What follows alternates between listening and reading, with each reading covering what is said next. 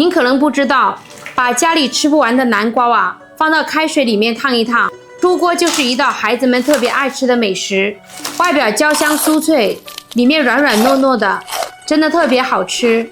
关键是做法简单，哪怕您是新手啊，看一遍就会。接下来看看我是怎么做的吧。1块钱1斤的南瓜啊，我们给它去掉外皮，再改刀给它切成长条。锅中水开，把刚刚切好的南瓜条啊全部倒进锅里。给南瓜焯水的时候啊，我们要注意，千万不能焯太久，太久的话就焯熟了，口感就不好啦。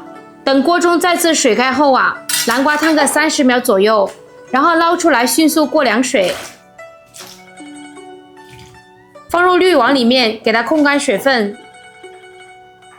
接下来放入1勺白糖，喜欢甜的话我们可以多放一点。再打入1个鸡蛋，将这个蛋液和南瓜啊给它充分的抓拌均匀。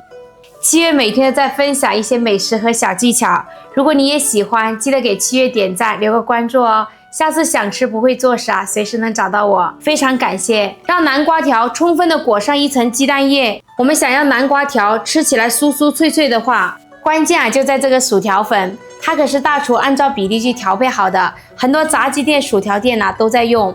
我们用它炸的南瓜条啊，非常的酥脆好吃。我们平时还可以用它炸蔬菜丸子、炸鸡翅啊，都特别美味。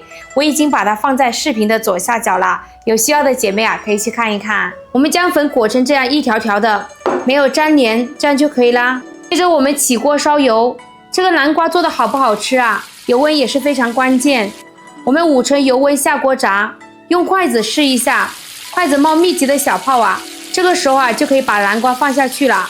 我们把南瓜条一个一个的放进油锅里面去炸，然后再用筷子轻轻的搅动一下，让它受热均匀，炸个4分钟左右啊就可以捞出来啦。然后开大火把油温升高，烧到6成热，锅边微微冒烟的时候就是6成油温，把南瓜条啊再次下锅，全程用大火啊把水分炸干，把表面炸脆。第2次下锅给它炸个2分钟左右啊就可以啦。炸好之后啊，我们控一下油就可以出锅啦。这样我们的南瓜条啊就炸好啦，酥酥脆脆的，里面软软糯糯的，口感特别好，家里老人孩子啊都爱吃。